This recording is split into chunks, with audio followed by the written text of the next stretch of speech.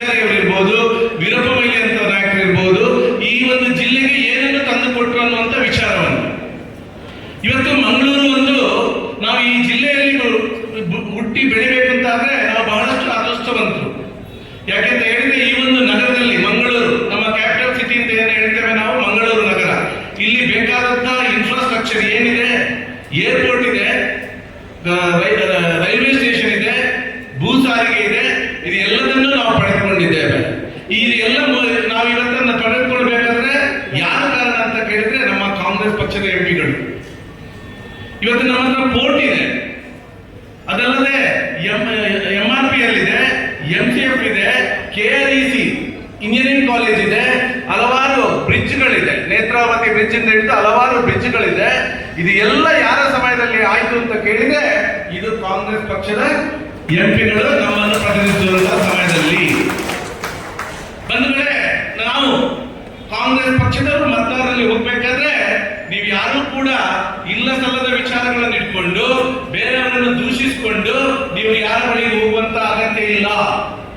ನಾವೆಲ್ಲರೂ ಕಾಂಗ್ರೆಸ್ ಪಕ್ಷದ ಸಾಧನೆಗಳು ಏನಿದೆ, ಈ ಕಾಂಗ್ರೆಸ್ ಪಕ್ಷ ಈ ದೇಶಕ್ಕಾಗಿ ಮಾಡಿದಂತ ಕೆಲಸಗಳು ಏನಿದೆ, ನಮ್ಮ ಜಿಲ್ಲೆಯಲ್ಲಿ ಮಾಜಿ ಎಂಪಿಗಳು ಮಾಡಿರುವಂತಹ ಕೆಲಸ ಸಾಧನೆಗಳೇನಿದೆ, ಇದನ್ನೆಲ್ಲ ಇಟ್ಕೊಂಡು ನೀವು ಎದೆ ಕಟ್ಕೊಂಡು ಜನರ ಮುಂದೆ ಹೋಗುವಂತ ನೈತಿಕತೆ ನಿಮಗಿದೆ.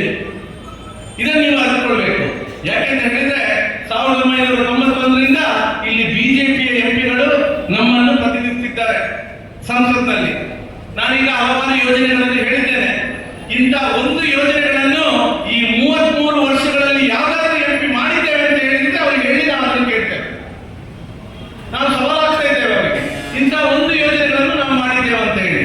ನೀವು ಮಾಡಿದ್ದು ಏನು ಅಂತ ಕೇಳಿದ್ರೆ, ಈ ಜನರನ್ನು ಒಂದು ಕಾಲದಲ್ಲಿ ಸಾಮರಸ್ಯದ ಘಟವೈಭವವನ್ನು ಕಂಡುಕೊಂಡಿದ್ದಂತಹ ಜಿಲ್ಲೆ ಇವತ್ತು ತುಳುನಾಡ ಜಿಲ್ಲೆಗಳು, ನಾವು ನಮ್ಮದೇ ಆದಂತಹ ಒಂದು ವೈವಿಧ್ಯತೆಯಲ್ಲಿ ಏಕತೆ ಇರುವಂತಹ ಸಂಸ್ಕೃತಿ ನಮ್ದು.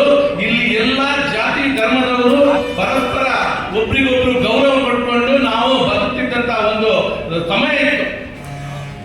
ಈ ಒಂದು ಸಮಯವನ್ನು ಯಾವ ರೀತಿ ನೀವು ಜನರನ್ನು ಯಾಮಾರಿಸಿ ಜಾತಿ ಧರ್ಮದ ಬಗ್ಗೆ ಕಂದಕಗಳನ್ನು ಸೃಷ್ಟಿಸಿ ನೀವು ಮತದಾರರನ್ನು ಅವರ ಬ್ರೈನ್ ವಾಶ್ ಮಾಡಿ ನೀವು ಅಧಿಕಾರಕ್ಕೆ ಪಡೆದೇ ಬಿಟ್ರೆ ನೀವು ನಿಜವಾಗ್ಲೂ ಯಾವುದೇ ಅಭಿವೃದ್ಧಿಯ ವಿಚಾರವಾಗ್ಲಿ ಒಳ್ಳೆಯ ವಿಚಾರಗಳನ್ನು ಇಟ್ಕೊಂಡು ನೀವು ರಾಜಕೀಯ ಮಾಡಲಿಲ್ಲ. ನ್ಯಾಯ ನೀತಿ ಧರ್ಮದಲ್ಲಿ ನೀವು ಯಾವುದೇ ಚುನಾವಣೆಯನ್ನು ಎದುರಿಸಲಿಲ್ಲ. ನೀವು ಅಪಪ್ರಚಾರದಲ್ಲಿ ಕಾಂಗ್ರೆಸ್ ಪಕ್ಷದ ಅಭ್ಯರ್ಥಿಗಳನ್ನು ಸೋಲಿಸಿದ್ದೀರಿ ಅಂತ ಇದು ಎಲ್ರಿಗೂ ಗೊತ್ತಾಗಿದೆ. ಇವತ್ತಿನ ದಿವಸದಲ್ಲಿ ನಮ್ಮ ಮತದಾರರ ಪ್ರಭುಗಳು ನಾವು ಇವರು ಪ್ರಬುದ್ಧರಾಗಿದ್ದಾರೆ. ನಿಮ್ಮ ಎಲ್ಲ ನಾಟಕಗಳು ಗೊತ್ತಾಗಿದೆ. ಬಿಜೆಪಿ ಪಕ್ಷದವರಂತೂ ನಾವು ಕೇಳಿಕೆ ಇಚ್ಛಿಸ್ತೇವೆ, ಸ್ವಾಮಿ ನೀವು ನಿಮ್ಮ ಸಂಸದರನ್ನು ನಂಬರ್ 1 ಸಂಸದರು ಅಂತ ಹೇಳ್ತಾ ಇರ್ತೀರಿ ಯಾವಾಗಲೂ. ನೀವು ಹೇಳ್ತಾ ಇದ್ರೆ ಕಳೆದ 33 ವರ್ಷಗಳಲ್ಲಿ ನೀವು ಪದೇ ಪದೇ ನಿಮ್ಮ ಅಭ್ಯರ್ಥಿಗಳನ್ನು ಬದಲಾವಣೆ ಯಾಕೆ ಮಾಡ್ತಾ ಇದ್ದೀರಾ? ಅವ್ರು ಒಳ್ಳೆ ಕೆಲಸ ಮಾಡಿದ್ದಾರೆ ಅನ್ನೋದಕ್ಕೆ ನೀವು ಬದಲಾವಣೆ ಮಾಡ್ತಾ ಇದ್ದೀರಾ, ಅಥವಾ ಅವ್ರು ಕೆಲಸ ಮಾಡಲಿಲ್ಲ ಅನ್ನೋದಕ್ಕೆ ನೀವು ಬದಲಾವಣೆ ಮಾಡ್ತಿದ್ದೀರಾ ಅಂತ ನಾನು ಕೇಳಲಿಕ್ಕೆ ಇಚ್ಛಿಸ್ತೇನೆ. ಇದನ್ನು ನಾವು ಕೇಳಿಕೊಂಡು ಹೋಗುವ. ಇನ್ನೊಂದು ವಿಚಾರ ಏನಂತ ಹೇಳಿದ್ರೆ, ಕಾಂಗ್ರೆಸ್ ಪಕ್ಷ ಈ ದೇಶಕ್ಕೆ ಸ್ವಾತಂತ್ರ್ಯವನ್ನು ತಂದುಕೊಟ್ಟಂತಹ ಪಕ್ಷ. ಹಲವಾರು ನಮ್ಮ ನಾಯಕರು ಈ ದೇಶಕ್ಕಾಗಿ ತಮ್ಮ ಪ್ರಾಣವನ್ನು ತ್ಯಾಗ ಮಾಡಿದ್ದಾರೆ. ಬಡವರೊಟ್ಟಿಗೆ ಇದ್ದಂತಹ ಪಕ್ಷ ಯಾವುದು ಅಂತ ಕೇಳಿದ್ರೆ ಅದು ಕಾಂಗ್ರೆಸ್ ಪಕ್ಷ. ಇವತ್ತು ರಾಜ್ಯದಲ್ಲಿ ಕಾಂಗ್ರೆಸ್ ಪಕ್ಷ ಅಧಿಕಾರದಲ್ಲಿದೆ. 2023ರಲ್ಲಿ ಕಳೆದ ವರ್ಷ ಚುನಾವಣೆ ಆಗಬೇಕು ಅಂತ ಇದ್ದಾಗ ನಮ್ಮ ಕಾಂಗ್ರೆಸ್ ಪಕ್ಷ ತನ್ನ ಪ್ರಣಾಳಿಕೆಯನ್ನು ಬಿಡುಗಡೆಗೊಳಿಸಿತು. ತನ್ನ ಪ್ರಣಾಳಿಕೆಯಲ್ಲಿ ಹಲವಾರು ಕಾರ್ಯಕ್ರಮಗಳ ಬಗ್ಗೆ ಪ್ರಣಾಳಿಕೆಯಲ್ಲಿ ತಿಳಿಗೊಳಿಸಿತು.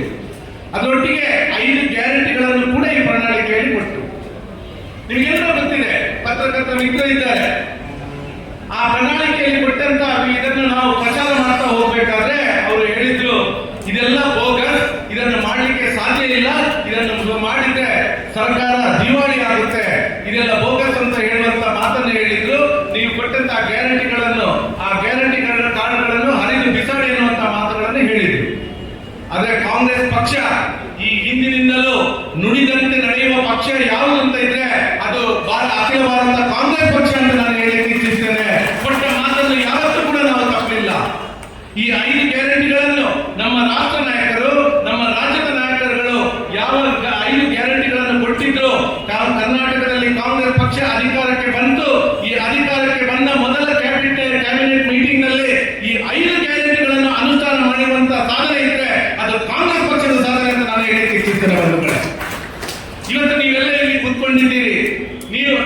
ಕಾಂಗ್ರೆಸ್ ಪಕ್ಷ ನಾವು ತಂದುಕೊಟ್ಟಂತ, ನಾವು ಆಶ್ವಾಸನೆ ಕೊಟ್ಟಂತ ಗ್ಯಾರಂಟಿಗಳನ್ನು ಜಾರಿ ಮಾಡಿದಾಗ ಇದನ್ನು ಕೇವಲ ಕಾಂಗ್ರೆಸ್ ಪಕ್ಷದ ಕಾರ್ಯಕರ್ತರಿಗೆ ಕೊಡಲಿಲ್ಲ.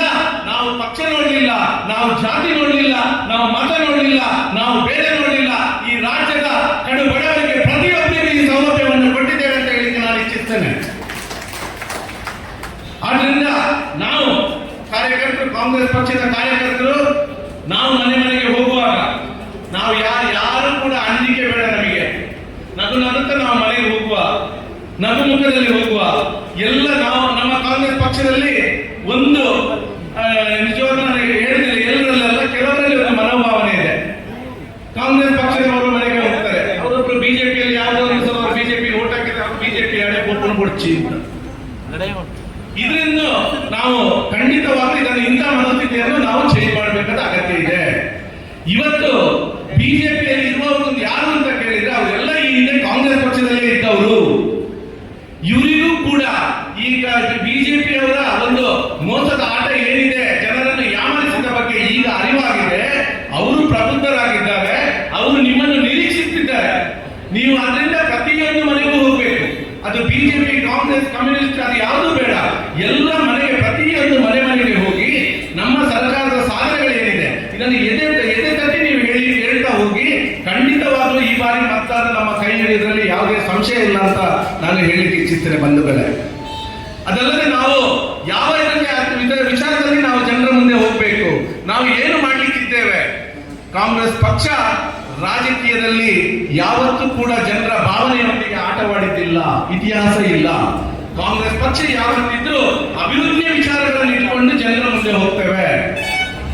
ಈ ಬಾರಿಯೂ ಕೂಡ ನಾವು ಜನರ ಮುಂದೆ ಅಭಿವೃದ್ಧಿಯ ವಿಚಾರಗಳನ್ನು ಇಟ್ಕೊಂಡು ಹೋಗ್ತೇವೆ. ನಮ್ಮ ಉದ್ದೇಶ ಏನಿದೆ ಅಂತ ಹೇಳಿದ್ರೆ, ಇವತ್ತು ಕಾಂಗ್ರೆಸ್ ಪಕ್ಷದ ಉದ್ದೇಶ ಏನಿದೆ ಅಂತ ಹೇಳಿದ್ರೆ, ಪ್ರಪ್ರಥಮವಾಗಿ ಈ ಒಂದು ಜಿಲ್ಲೆಯಲ್ಲಿ ಸಾಮರಸ್ಯದ ಗತ ವೈಭವ ಏನಿತ್ತು, ಇದೀಗ 33-34 ವರ್ಷಗಳಿಂದ ಇದರಿಂದ ನಾವು ನಮ್ಮ ಬೇರೆ ಬೇರೆ ವಿಚಾರಗಳಿಂದ ಇದಕ್ಕೆ ಪೆಟ್ಟು ಬಿದ್ದಿದೆ.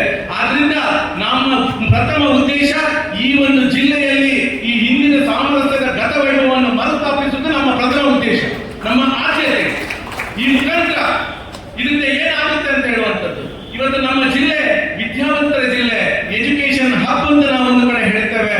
ಅದೆಷ್ಟೋ ವಿದ್ಯಾರ್ಥಿಗಳು, ಹುಡುಗರಾಗಿರ್ಬೋದು, ಹುಡುಗಿಯರಾಗಿರ್ಬೋದು, ಪದವಿ ಪಡೆದುಕೊಂಡು 4-5 ಸಾವಿರ ವಿದ್ಯಾರ್ಥಿಗಳು ಹೊರಗಡೆ ಬರ್ತಾರೆ. ಅವರಿಗೆ ಸೂಕ್ತ ಉದ್ಯೋಗ ಬೇಕು ಅಂತ ಹೇಳಿದ್ರೆ ಅವರಿಗೆ ಇಲ್ಲಿ ನಮ್ಮ ಜಿಲ್ಲೆಯಲ್ಲಿ ಉದ್ಯೋಗಗಳು ಸಿಗುವುದಿಲ್ಲ. ಅವರು ಪರ ಜಿಲ್ಲೆಗಳಿಗೆ ಹೋಗ್ಬೇಕಾಗುತ್ತೆ, ಮೆಟ್ರೋಪಾಲಿಟನ್ ಸಿಟಿಗಳಿಗೆ ಹೋಗ್ಬೇಕಾಗುತ್ತೆ, ಅಥವಾ ವಿದೇಶಕ್ಕೆ ವಿದ್ಯಾಭ್ಯಾಸಕ್ಕೆ ಉದ್ಯೋಗಕ್ಕಾಗಿ ಹೋಗ್ಬೇಕಾದಂತ ಪರಿಸ್ಥಿತಿಗಳು ಉಂಟಾಗಿದೆ. ಇದರಿಂದ ಏನಾಗಿದೆ ಅಂತ ಕೇಳಿದ್ರೆ, ಆ ಮನೆಯಲ್ಲಿರುವ ಆ ಮಕ್ಕಳನ್ನು ಕಷ್ಟಪಟ್ಟು ಬೆಳೆಸಿದಂತಹ ಆ ತಂದೆ ತಾಯಂದಿರು, ಅಪ್ಪ ಅಮ್ಮಂದಿರು ಮಕ್ಕಳಿಗೆ ಬೇಕಾದಂತ ವಿದ್ಯೆಗಳನ್ನು ಕೊಡ್ತಾರೆ. ಆದ್ರೆ ಉದ್ಯೋಗಕ್ಕಾಗಿ ಆ ಮಕ್ಕಳು ಪರದೇಶಕ್ಕೆ ಹೋದಾಗ ಮನೆಯಲ್ಲಿ ಅವರು ಮಾಡುವಂತಹ ವೇದನೆಗಳನ್ನು, ಇದರ ಬಗ್ಗೆ ಜನರಿಗೆ ತಿಳಿ ಹೇಳುವ ನಾವು. ಅದು ಯಾಕೆ ಇಲ್ಲಿ ಉದ್ಯೋಗ ಸೃಷ್ಟಿ ಆಗ್ತಾ ಇಲ್ಲ ಅಂತ ಹೇಳಿದ್ರೆ, ಇಲ್ಲಿ ಸಾಮರಸ್ಯಕ್ಕೆ ಧಕ್ಕೆ ಇರೋದ್ರಿಂದ ನಮಗೆ ಒಂದು ಟ್ಯಾಗ್ ಇದೆ, ಇದು ಕೋಮು ಸೂಕ್ಷ್ಮ ಪ್ರದೇಶ, ಇಲ್ಲಿಗೆ ಕೈಗಾರಿಕೆಗಳು ಬರುವುದಿಲ್ಲ. ಆದ್ರಿಂದ ಇಲ್ಲಿ ಉದ್ಯೋಗ ಸೃಷ್ಟಿ ಮಾಡ್ಲಿಕ್ಕೆ ಆಗ್ತಾ ಇಲ್ಲ. ನಮ್ಮ ಉದ್ದೇಶ ಏನಿದೆ, ಇಲ್ಲಿ ಸಾಮರಸ್ಯದ ವೈಭವವನ್ನು ಮತ್ತೆ ಗತ ವೈಭವವನ್ನು ಮರುಸ್ಥಾಪಿಸಿ ಕೈಗಾರಿಕೆಗಳನ್ನು ಇಲ್ಲಿಗೆ ಬರುವ ಹಾಗೆ ಮಾಡಿ ಮತ್ತೆ ನಾವು ಇಲ್ಲಿ ಉದ್ಯೋಗಗಳನ್ನು ಸೃಷ್ಟಿ ಮಾಡುವಂತಹ ಕೆಲಸವನ್ನು ನಾವು ಮಾಡುವ. ಅದರಿಂದ ಆ ತಂದೆ ತಾಯಂದಿರು ಆ ಮಕ್ಕಳೊಟ್ಟಿಗೆ ಅವರು ಇಲ್ಲೇ ಉದ್ಯೋಗವನ್ನು ಪಡೆದ್ರೆ ಅನ್ಯೋನ್ಯವಾಗಿ ಒಂದು ಕುಟುಂಬ ಒಳ್ಳೆಯ ಬಾಳುವುದರಲ್ಲಿ ಕಾಂಗ್ರೆಸ್ ಪಕ್ಷ ಯಾವಾಗಲೂ ಕೂಡ ಎಲ್ಲರೂ ಒಟ್ಟಿಗೆ ಒಂದು ಒಳ್ಳೆಯ ರೀತಿಯಲ್ಲಿ ಇರಬೇಕು, ಅನ್ಯೋನ್ಯ ಸಂಬಂಧಗಳನ್ನು ಬೆಳೆಸಬೇಕು ಅನ್ನುವಂತ ಇರಾದೆ ಕಾಂಗ್ರೆಸ್ ಪಕ್ಷದ್ದು. ಈ ನಿಟ್ಟಿನಲ್ಲಿ ನಾವು ಈ ಕೆಲಸಗಳನ್ನು ಮಾಡಿಕೊಂಡು ಹೋಗುವ. ಅದರೊಟ್ಟಿಗೆ ನಮ್ಮ ತುಳುನಾಡ ಸಂಸ್ಕೃತಿ ಇದೆ. ಈ ಜಿಲ್ಲೆಯನ್ನು ಅಭಿವೃದ್ಧಿ ಮಾಡಬೇಕು ಅಂತ ಇದ್ರೆ ನಮ್ಮಲ್ಲಿ ಹಲವಾರು ಯೋಜನೆಗಳಿದೆ. ಇದನ್ನು ಮಾಡಲಿಕ್ಕೆ ನಮಗೆ ಸಾಧ್ಯ ಇದೆ. ನಮ್ಮ ಸಂಸ್ಕೃತಿ ಇವತ್ತು ದೇಶ ವಿದೇಶದ ಪ್ರಜೆಗಳನ್ನು ಇಲ್ಲಿಗೆ ಆಕರ್ಷಿಸುತ್ತಿದೆ.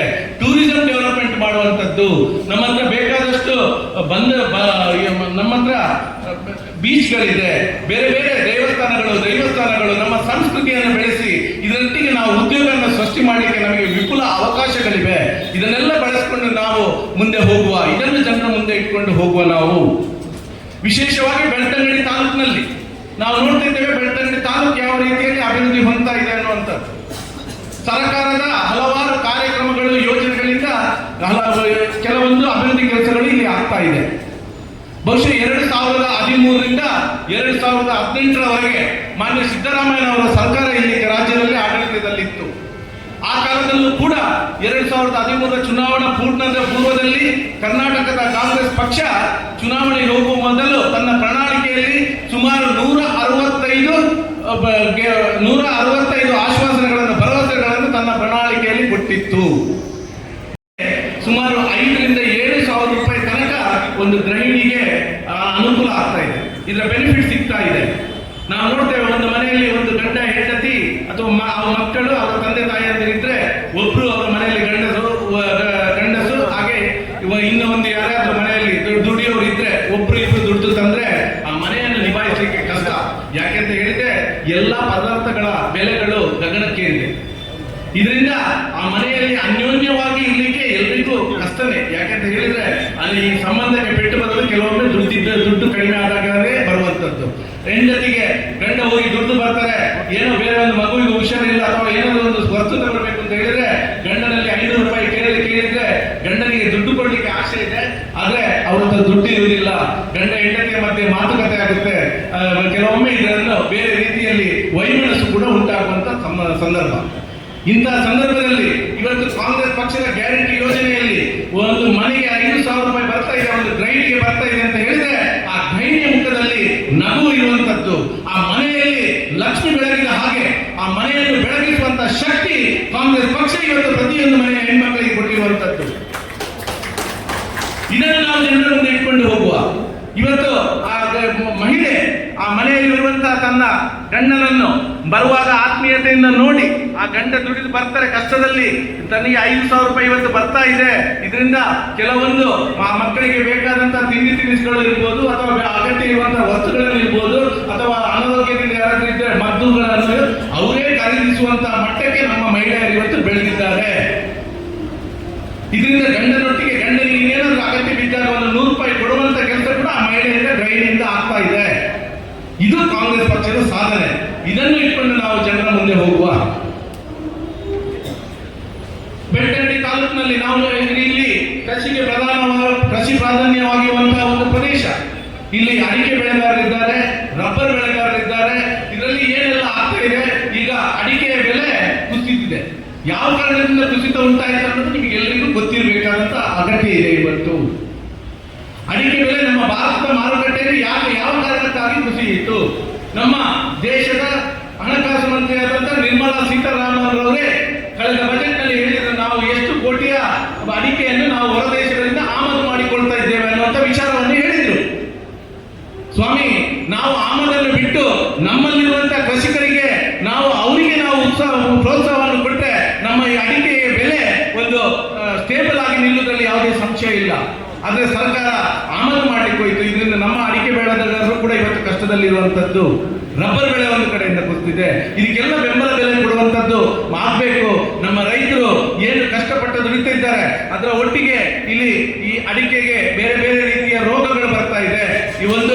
ಈ ರೋಗಗಳನ್ನು ಪತ್ತೆ ಹಚ್ಚುವ ಸಂಶೋಧನಾ ಕೇಂದ್ರಗಳು ಈ ಜಿಲ್ಲೆಗಳಿಗೆ ಅಗತ್ಯ ಇದೆ. ಇದನ್ನು ಮಾಡುವಂತದ್ದು. ಈ ಎಲ್ಲಾ ಕೆಲಸಗಳನ್ನು ನಾವು ಮುಂದಿನ ದಿವಸಗಳಲ್ಲಿ ಒಟ್ಟಾಗಿ, ಯಾಕೆಂತ ಹೇಳಿದ್ರೆ ನಾವು ಯಾರು ಕೂಡ ಪರಿಪೂರ್ಣರಲ್ಲ.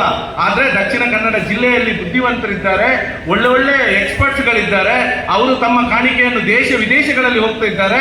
ಅವರ ಒಂದು ಪರಿಣಿತಿ ಏನಿದೆ ಇದನ್ನು ಬಳಸಿಕೊಂಡು ನಾವು ಅವರೊಟ್ಟಿಗೆಲ್ಲ ಚರ್ಚೆ ಮಾಡಿ ಮುಂದಿನ ದಿವಸಗಳಲ್ಲಿ ಈ ದಕ್ಷಿಣ ಕನ್ನಡ ಜಿಲ್ಲೆಯನ್ನು ಕಾಂಗ್ರೆಸ್ ಪಕ್ಷ ಇಲ್ಲಿ ಅಧಿಕಾರಕ್ಕೆ ಬಂದ್ರೆ ಇಲ್ಲಿ ನಾವು ಲೋಕಸಭೆಯಲ್ಲಿ ನಾವು ವಿಜಯ ಸಾಧಿಸ್ತೇವೆ. ಖಂಡಿತವಾಗಲೂ ಸಕ್ರಿಯವಾಗದೇ ಇರ್ಬೋದು.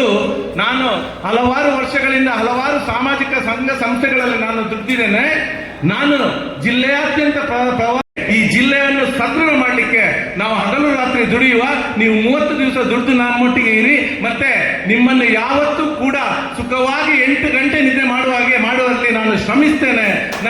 ನಮ್ಮ ಕಾಂಗ್ರೆಸ್ ಪಕ್ಷದ ನಾಯಕರು ಅಥವಾ ಕಾರ್ಯಕರ್ತರು ನೀವು ಯಾರು ಕೂಡ ಪದ್ಮರಾಜ್ ಒಬ್ಬ ಅಭ್ಯರ್ಥಿ ಆದ ನಂತರ ನೀವು ಯಾರು ಕೂಡ ತಲೆ ತಗ್ಗಿಸಿ ನಡೆಯುವಾಗ ಯಾವತ್ತೂ ಮಾಡುವುದಿಲ್ಲ. ನೀವೆಲ್ಲರೂ ತಲೆ ಎತ್ತಿ ನಡೆಯುವಂತ ಕೆಲಸ ನಾನು ಮಾಡ್ತೇನೆ ಅಂತ ಹೇಳ್ತಾ ಎಲ್ರಿಗೂ ಒಂದಿಸ್ತಾ ನನ್ನ 2 ಮಾತುಗಳನ್ನು ಮುಗಿಸಿದ್ದೇನೆ. ಜೈ ಕಾಂಗ್ರೆಸ್. ಹಲೋ. ಸಾಮಾಜಿಕ ನ್ಯಾಯ ಧಾರ್ಮಿಕ ಸಂಘಟನೆ ಧನಂತ ತೊಡಗಿಸಲು ಶ್ರೀಯುತ ಪದ್ಮರಾಜ್ ಆರ್ ಪೂಜಾರಿ